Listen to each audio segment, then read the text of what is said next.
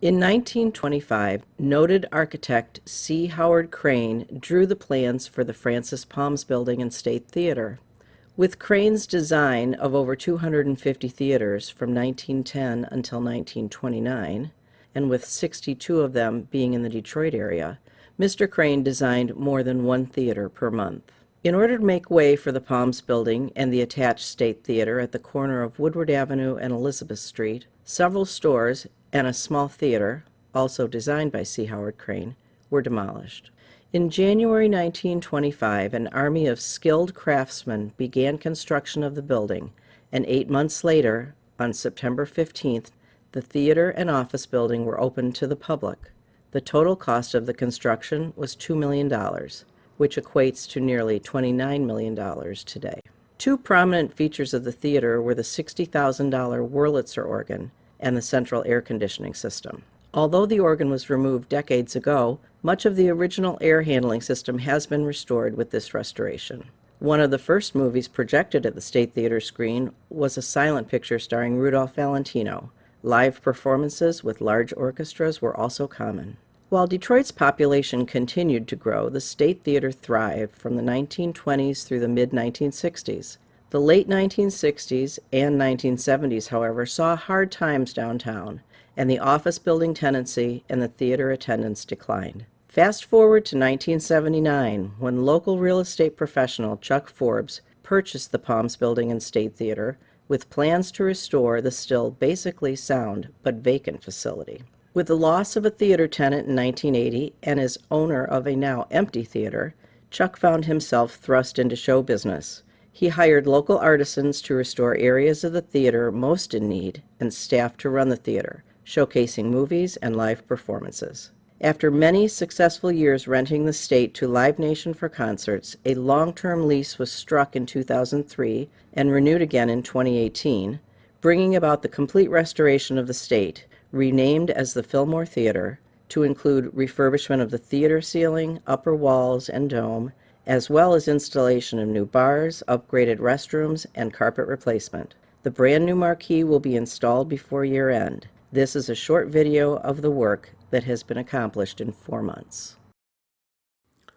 A restoration project of the Fillmore Detroit was scheduled for the summer of 2018. Photographs of the interior were taken in February, months before the work was started. Evergreen Architectural Arts from New York City was contracted to do the job. They had already done a preliminary test of portions of the upper wall and pillars. The majority of the work was going to be to clean and repaint almost everything from the pillars up. Also, portions of the wall, ceiling, and arches were damaged and needed repair. On June 4th, work began. Safeway Scaffolding started bringing in the first of 8 semi-truck loads of steel scaffolding. During the next 3 weeks, up to 13 men, led by Ray Ford, would bring into the theater tons of steel pipes, posts, decking, lumber, and other materials. It took approximately 1,500 man-hours to construct what appeared to be a mammoth monkey bar set. The scaffolding rose up 6 stories from the floor below. It took muscle, agility, and endurance to build the main deck. But the most difficult part of the project was making the multiple elevations along the side walls. The wall isn't flat, and there were 6 chandeliers and 20 pillars that were going to be cleaned and repaired, but were also in the way. While the scaffolding was going up, Norm Chaney, lead artist for Evergreen, arrived on the site. Norm advised Safeway Scaffolding as to what he required to reach different parts of the project.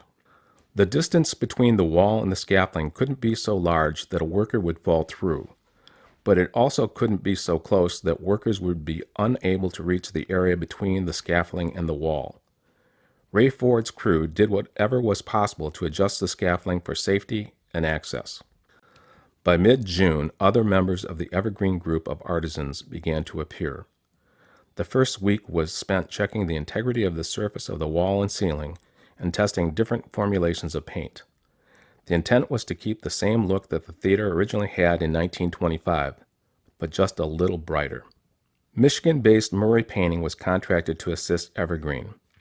The first thing done was a complete cleanup of the area.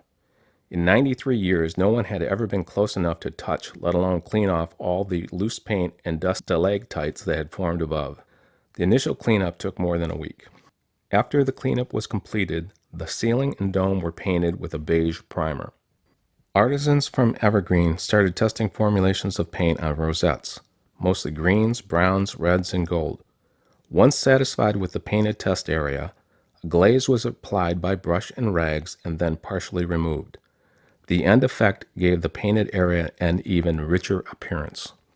Norm and his staff copied patterns that were painted when the theater was new.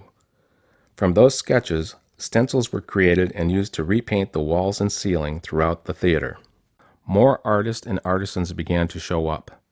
Plasterers, scagliola experts, canvas installers, decorative finishers, wall glaze specialists, and several fine artists. From the ground floor, the northwest ceiling corner wall was noticeably damaged. Years before, an effort was made to stabilize the wall.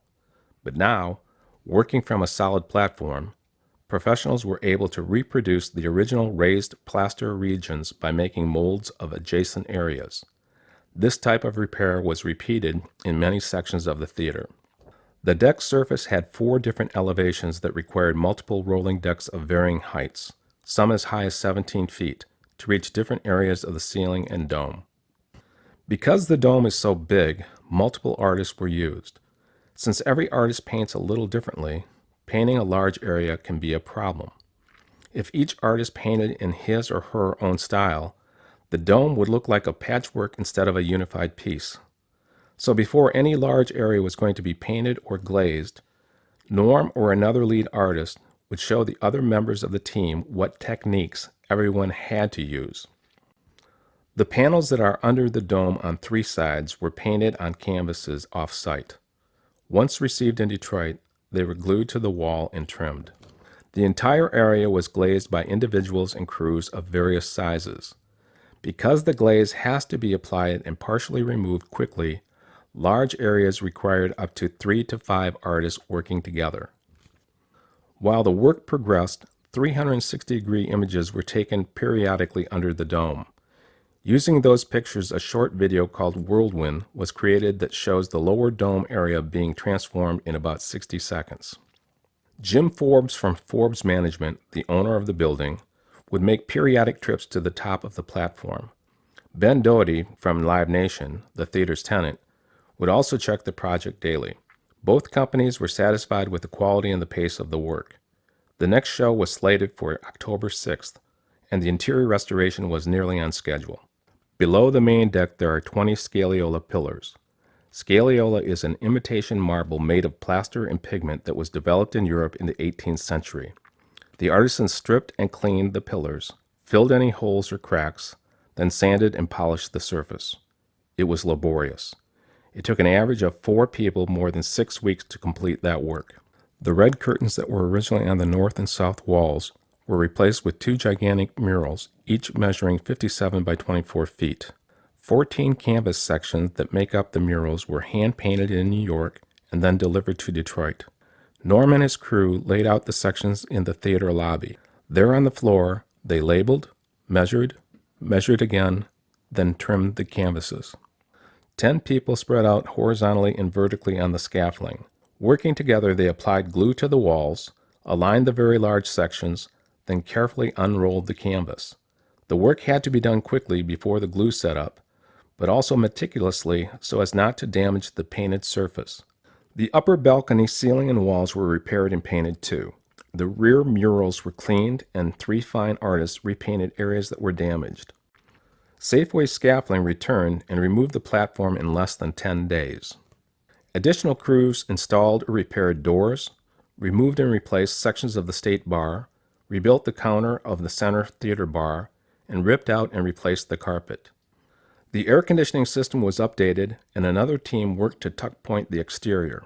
Personnel from Live Nation and Forbes Management replaced many hundreds of light bulbs, cleaned and repaired the 6 chandeliers, and cleared away all of the construction debris so that you, the audience, can now see the restored Fillmore Detroit.